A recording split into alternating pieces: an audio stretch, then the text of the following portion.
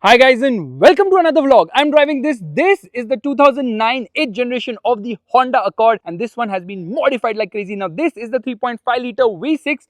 Lot of buttons for me to press today. This car comes courtesy of MV Man's Medusa. So thank you so much for lending this car to me, which is absolutely unique. Firstly, it is finished in this candy floss green color, which is very nice and cool. And straight away, I'm going to be opening the engine bay because there are some modifications here as well.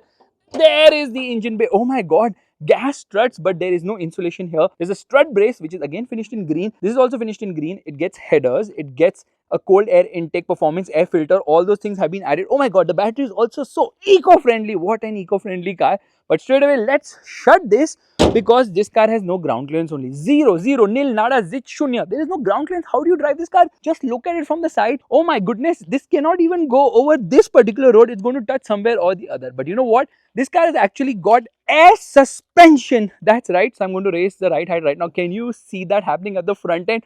Oh my goodness, isn't that super cool? I'm going to raise it at the rear as well. And there it is going up. Oh my god, what a crazy feature in the Accord. Air freaking suspension. Using these buttons, I can raise the front or raise the rear, drop the front, drop the rear. Yes, I can do it remotely without even turning on the car. Isn't that such an awesome feature to have? So I'm just going to drop the ride height right now and you can hear the sound of psst. Yeah, that's gone all the way down and now we are going to put it down here as well. The pressure is releasing and now there is no ground clearance here whatsoever. But before I get into more details, let me do one thing. Let me actually put the key inside because there's no keyless entry or push button start here. So we're going to turn on the car and there it rose to life. So hopefully we can see the lights because obviously they are also aftermarket. Projector setup here, LED DRL. So this is obviously an aftermarket light. The DRLs are also aftermarket here. Front lip spoiler which will clean all the speed breakers nicely. And obviously it gets a revised front bumper as well. The grille is also revised. In fact, because of the low ground clearance, this car is actually down to earth. Now, car of this kind, you would wonder what wheels is it running on. It's running on 18-inch forged wheels with Brembo brake calipers right there. In fact, golden color finish, which is quite nice. 245 40 18. This is actually functional here. Meanwhile, at the rear, you will notice there's a camber, so the wheels are a little teda meda. Meanwhile, from the side, it looks like an absolute beast. What a crazy looking car. Now, such a crazy looking car can't be designed in India. It cannot be designed in the world. Actually, it has to be designed on Mars, I feel, by aliens. But thankfully, it is not because they have clarified by saying made on Earth by humans. I was thinking it was made by aliens on Mars, but now they have this warning or whatever notification on the boot to tell me that this car is actually not designed by aliens. Thank you so much. Rear parking sensors. V6, obviously, you have exhaust pipes right there, which is a free flow exhaust. Ramus exhaust, which is actually loud and it will also split flames.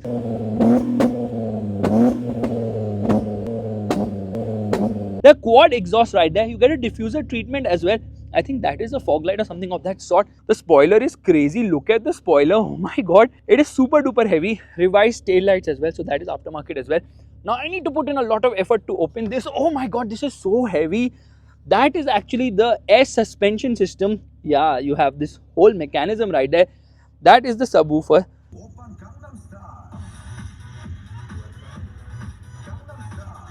I don't think this car has a spare wheel. I'm not even going to try to get to the spare wheel. I'm actually trying, but there is no spare wheel here. Now to put this down, it says Godzilla right there because I think it's inspired by the GTR. I have to be very careful because this is actually very heavy. So now I bang close it and now it shuts. What do you think of the design? I think it looks absolutely crazy. What a mental car. In fact, I don't know what this is, but I think that's for aero efficiency probably. It just looks really maddening from every angle you look at it. And rear seat space has always been the Accord's forte. In fact, it has a light here. The seats have been revised, stock seats which have been given some treatment here and there. Space is good. Yeah, it's spacious. Another support is poor. Tickling function can be available here. Meanwhile, you get a proper headrest here. You get a center armrest as well with buttons here to control the audio system. Isn't that such a cool feature to have? You got light placement here on the top. Interior feels awesome. Look at the dashboard. Again, it's splashed with a lot of green on the inside, and these seats are very sporty as well. Lot of green treatment around the AC vents too. Height adjustable seat belts for the front seat passengers, obviously. Oh my god, I didn't even realize I'm touching the ground. This is how low it is. There's an ashtray here. You have some padding which has been done. So much green treatment now that this car is more eco-friendly than Greta Thunberg's thoughts. And when you come to the front, you realize that the Karnataka map has been put right here. GoPro mount or whatever action camera mount has been given there. It even has the name of the Viper blade manufacturer. So that's also kind of cool. Piano black finishing there. I mean, this car looks absolutely crazy. Yeah, it looks super duper sexy. Yeah, I'm so impressed and super tempted as well to get something like this and modify the nuts out of it. I'll tell you the exact price. By the way, Godzilla number plate lying in the rear and lot of green treatment at the front. There you get the sporty seats, Sparco seatbelt pads, says Accord right there. Some revisions here, green color almost everywhere. And once you step inside, you realize there are a lot of things to look at. Firstly, there are these 3 meters aftermarket which are not really working at the moment. They don't seem to be connected. But one is for the tachometer, one is for the fuel pressure, I think, and one is for the oil pressure. There's another screen here which again is not connected. No auto dimming mirror. You get a sunglass holder here. You get a sunroof, which is nice, and dummy button here. Cruise control functions. Paddle shifters have been given. Some storage space here. So these are buttons for what exactly? Can you guess? Well, this is for the air suspension. You can move it from the inside as well. Yeah, that is a cool thing. So this is for the front suspension up and down. This is for the rear suspension up and down. And I think this button is to activate or deactivate it. Lot of stuff kept here. Meanwhile, this gear lever actually has someone's t-shirt lying there. Maybe I'll just drop that and wear it. Let's get into reverse. For the reverse parking camera, which is showing me something which I see only in Japanese. And what is this? I'll show that to you in a bit. This is the compressor pressure, which is basically the compressor for the air suspension, and you can release the pressure from here. It also has got neon lights under body, and the glove box is filled with a lot of kachra. It has a lot of dipping into carbon fiber. Yeah, carbon fiber finish all around. This is a fan which I think works with the AC, which is also for the perfume, I believe. And this is also a very cool thing to have here. Audio system has way too many buttons, but get me out of that Japanese stuff right away, and then it tells me something which I can't read only. Cluster feels nice because it's so analog. It is completely analog actually, and you have this carbon fiber finish here which says airbag. Microphone right here, and yeah, I'm just turning around to see what else new can I find, and I find this. You know what this is? Listen to this, okay? Siren, alarm. Oh my god.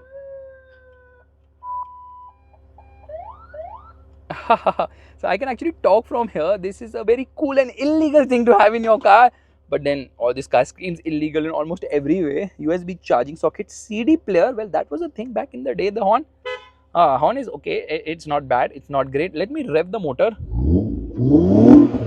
Oh my god, it sounds nice. I think we should just start driving right away.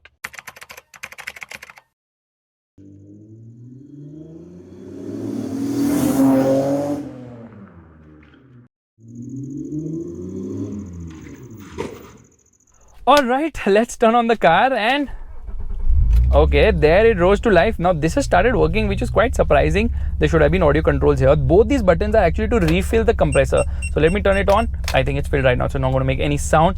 We straight away come into sport mode. I've raised the right head completely, otherwise the car is absolutely not drivable on Indian roads.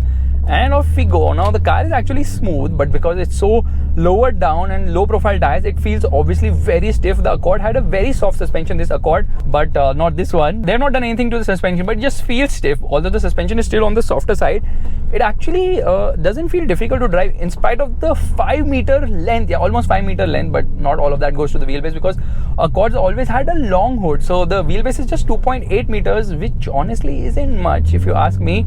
The engine is very nice. So engine is actually the real highlight here.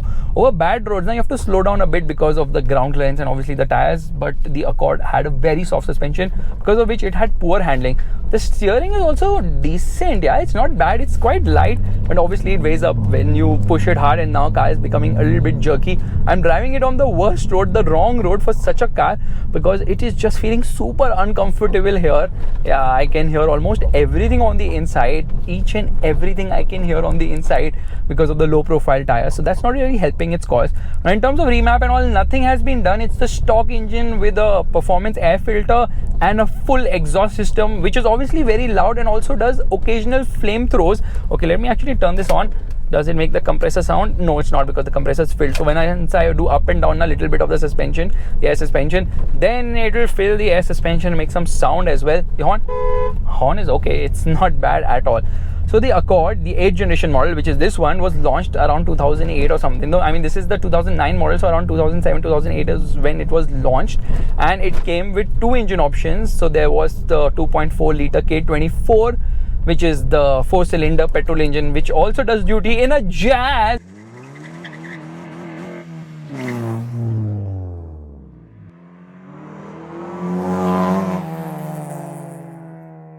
Yeah, someone has modified a Jazz to put that big engine, but this one is the 3.5 liter V6 motor, which produces 275 horsepower. That's quite a lot of power, and the torque output is 339 Newton meters. So yes, it has got a lot of grunt, but it's also a heavy car. Oh my god, this speed breaker really scares me, so I have to go really slowly over it, and oh my god, it just goes through without any hesitation. Thanks for that. And like I was telling you, this engine in stock form is very good. Quite a lot of performance here, nothing to worry about. But the real USP of this car is actually the smoothness, because it's a Honda at the end of the day. Now it gets a 5-speed gearbox, which is kind of out of place because you would expect more gears. And then right now I'm in sport mode. Little bit of accelerator, doesn't really move instantly because low end punch wasn't the USP of this engine. Honda engine, typical top end monster of sorts. Let me come to a clean, nice open road. We're going to push it higher up in the rev range. Price of this car back in the day, rupees 33 lakhs on road Mumbai. So that's around 15 years back, which was expensive, but then you were getting the space of, say, a E-Class for C-Class money. So that was obviously the USP, and that has been the USP of the Accord since a real long time, of offering a lot more car for your money. No, Tata Motors did not invent that. Honda invented that, Skoda copied it, and Tata Motors marketed it. That's how it actually works. So yeah, beautiful engine, very smooth, very refined. In fact, I think now is the right time to actually stop and launch. So we are going to go left foot on the brake, right foot on the accelerator, and off we go.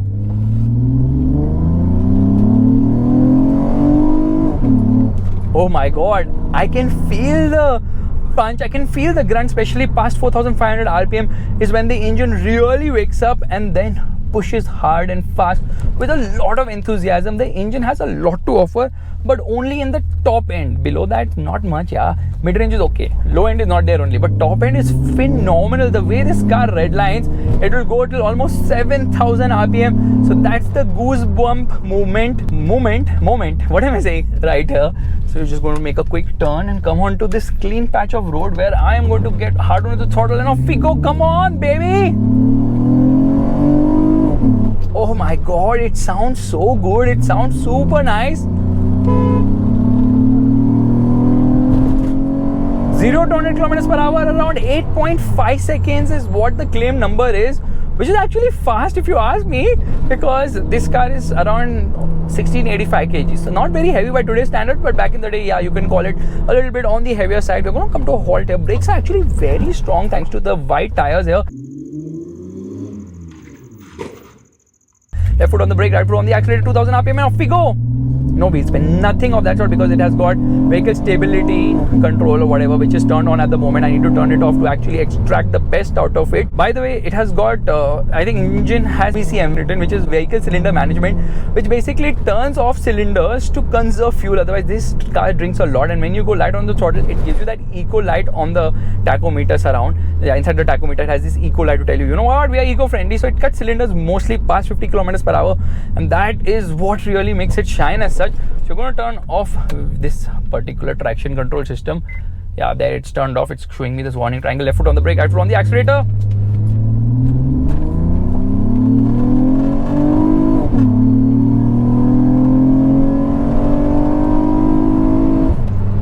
Beautiful. Engine is amazing, but then the car's suspension seems to have gone for a toss. So it's moving around quite a bit. Like I told you, soft suspension really doesn't help its cause at all, and that's a bit of a bother. But this car has around 15 lakhs worth of modification. So the owner actually bought this car second hand for around rupees 9 lakhs. spent 15 lakhs modifying it to this bonkers level, which means that he has spent around 24 lakhs on this car. Today for 24 lakhs, you get a top-end Creta, you get a Virtus or a Slavia, and probably a Verna, slightly cheaper, 1-2 lakhs cheaper, 22 lakhs or whereabouts, which means that the price of this car is actually bang for the buck. Now you can get the Accord for much cheaper as well and spend lesser on mods as well. But imagine you can get a nice Japanese JDM car for under rupees 10 lakhs post modifications. Okay, I love the brakes. I'm surprised the brakes are so good.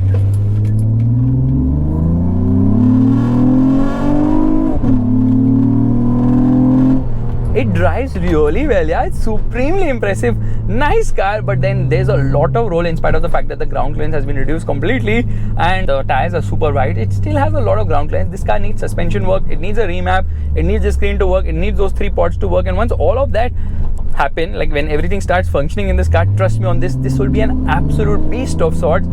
It's a very eye-catchy car. It grabs a lot of attention and the Accord has been my personal favorite. I just hope Honda someday realizes what they have done and bring back the Accord, because we deserve the Accord. Not for rupees 50 lakhs though. They need to locally manufacture the Accord in India. We deserve good sedans. I don't know why we have been given such a bad treatment. I'm going to turn off the air conditioning. The air conditioning is off or what? I don't know. I can't. It should show me in that screen, but it's not. So that's a little bit weird how this is working. If you like this vlog, make sure to give the thumbs up. That's the like button. And this car drinks a lot of fuel. This car will return somewhere around, I don't know, maybe 3 to 4 kilometers per liter when you're giving it the beans, otherwise around 6 to 7 kilometers per liter. That's the very reason why I have decided to take a quick U-turn here. So here, let's see how does it manage a U-turn. It does manage it quite well, and because this car has a 70 liter fuel tank, you don't have to head to the fuel pump all the time. But I've just driven it for 10 meters and now it's time to fuel because this car is a drinker. Bye-bye.